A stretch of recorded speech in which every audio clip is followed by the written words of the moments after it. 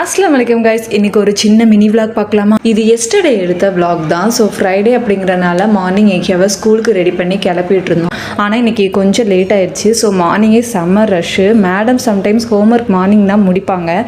அதையும் ஒரு வழியாக எழுதி முடிச்சு ஸ்கூலுக்கு அனுப்பி வச்சாச்சு. திரும்ப வர வழியிலேயே சிக்கன் ஷாப்பில் நின்று சிக்கன் வாங்கிட்டு வந்துட்டோம்.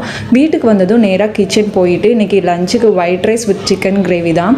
கிட்ஸுக்காக லெக் பீஸை ஜஸ்ட் கார்ன்ஃப்ளவர் மட்டும் சேர்த்து கிறிஸ்பியாக ஃப்ரை பண்ணி வச்சிட்டேன். சிம்பிள் ரெசிபி ஆனால் நல்லா தான் இருந்தது.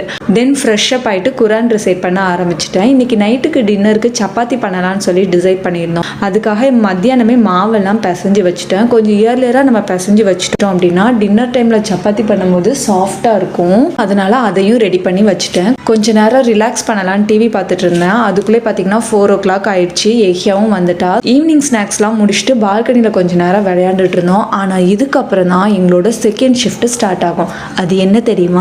எங்கள் வீட்டில் இருக்கிற குட்டீஸ்க்கு ஒரு ஸ்பெஷல் டேலண்ட் இருக்குது. அது என்னன்னா, கையில் என்ன கிடைச்சாலும் நேராக பால்கனியிலேருந்து கீழே போட்டுருவாங்க. ஸ்லிப்பர் ஆனாலும் ஷூ ஆனாலும் டாய்ஸ் ஆனாலும் கைக்கு என்னென்ன கிடைக்குதோ எல்லாமே கீழே போயிடும். அதை தேடி கீழே போய் எடுத்துகிட்டு வர்றதா எங்களோட டெய்லி கார்டியோவே. இன்னைக்கு எந்த ஸ்லிப்பர் கீழே போகுதோ யார் மண்டை உடை போதோ எனக்கே தெரியல. உங்கள் வீட்டில் இப்படி தான் குட்டீஸ் எல்லாத்தையும் கீழே போடுவாங்களா? கமெண்ட் பாக்ஸில் சொல்லுங்கள். இன்ஷா அல்லாஹ் நெக்ஸ்ட் vlogல பார்க்கலாம். பாய்.